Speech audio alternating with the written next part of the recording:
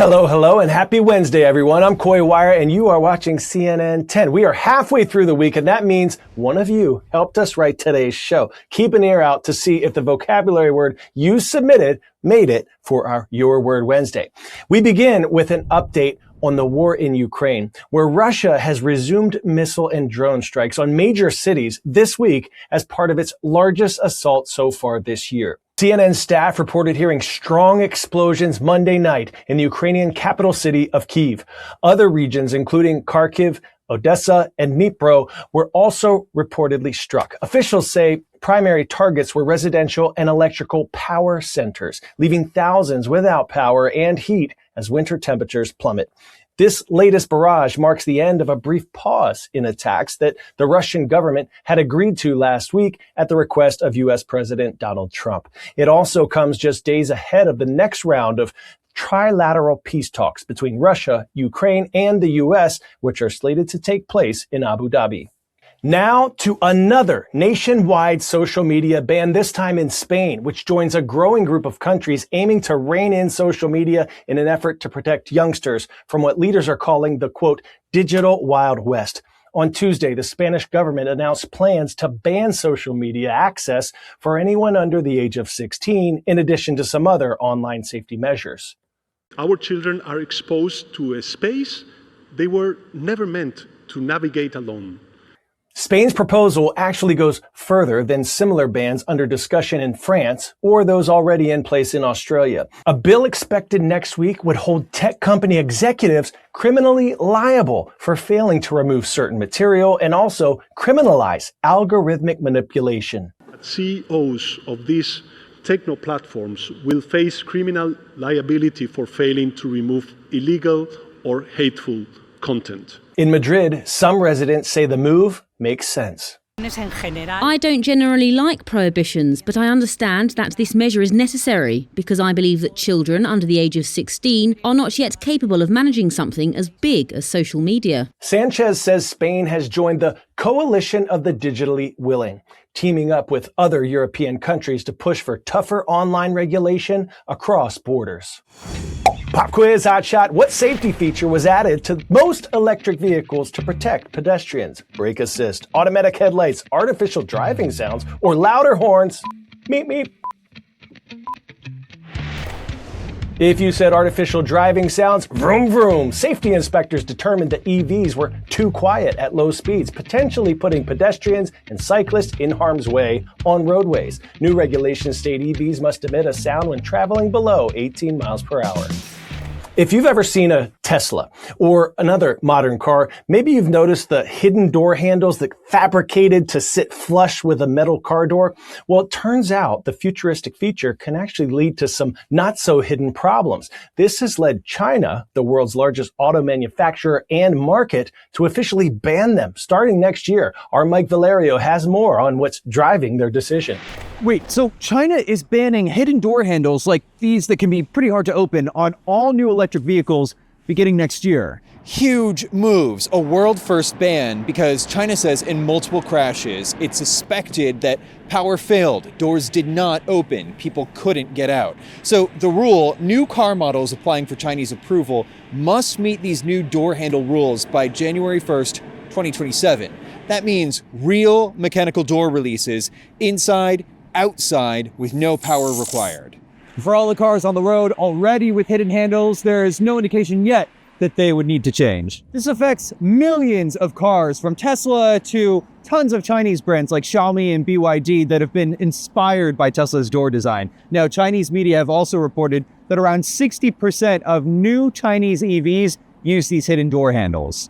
China isn't just the world's largest car market, it's becoming the rule setter for the entire world. What China bans, more countries may follow.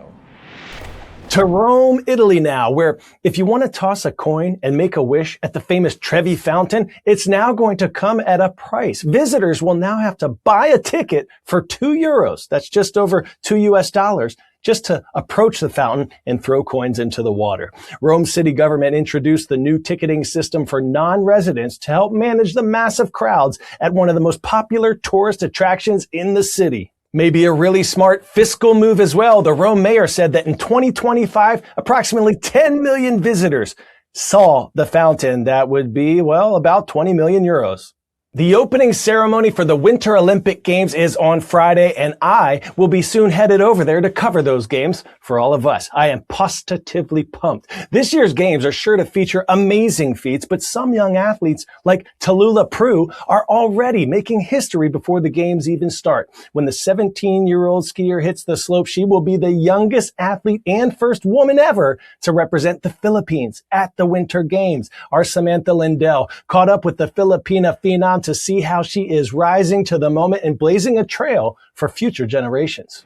I can't even believe that I'm going. I don't think it's still fully hit me yet. I don't think it will until I'm actually there. Ski racer Tallulah Prue is the first woman and youngest person from the Philippines to qualify for the Winter Olympics. There have been 6 male athletes that have competed in the Winter Olympics since the first year the country began participating in 1972, but there's never been a woman. I met with the Philippines Federation, and they were talking to me about the possibility of competing during the Olympics, since I was their only female participant. That's when the idea was planted in my head. She started hitting the slopes at 3. By 7, she began competing in ski racing, and now the 17-year-old is headed to Milan for the games to compete in giant slalom and slalom. I hope that me being at the Olympics and representing the Philippines opens up a whole new exposure to sports and what it can become. Prue's training has taken her across the world. Come on, up. From her home in Park City, Utah, to Switzerland and Chile.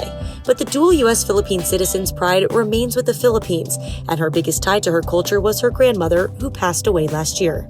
She really was my biggest inspiration, especially for wanting to go for this and wanting to represent the Philippines. Despite the sport not being as popular in the Philippines, since snow has never been recorded in the country, Prue has gotten a tremendous amount of support from Filipinos around the world. I would just want to show the Philippines and the whole world that, Filipinas can do it. I'm super excited and proud to be able to represent such an important part of my identity.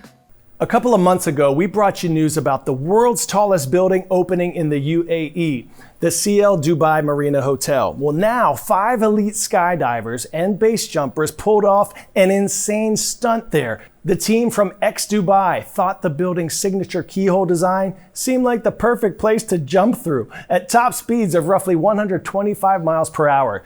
They did 40 to 50 practice jumps to get their formation just right. 1 man through the center, the other 4 around the skyscraper. It was cool. It was flying through the glass, having the reflection. It's like flying through a narcissistic funhouse. So it was great for us.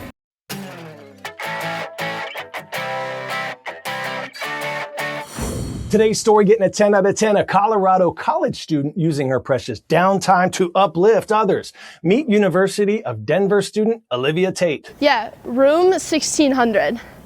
Bring some markers. It's called Letters of Love, a student-led club where members make handmade cards for kids in hospitals. The organization now has chapters all across the country, but it all started back when Olivia was in high school in Minnesota. I've really just found my friends and my people, and it's been so amazing to see that even though we are in our 20s or whatever, people still want to give back to the community and really just do something that's bigger than yourself. College students juggle classes, jobs, and big decisions about the future. Giving back can take time and energy, but for these students, it is worth it. Each card carries a simple message from stay strong to sending you love. Words written for someone they may never meet, but they hope that just maybe it'll make a difference. You don't necessarily need to receive the thank you or know that they're receiving it. It's just the act of doing it is gratifying in itself. By the end of the night, the tables are covered in handmade cards, small reminders that kindness can travel far.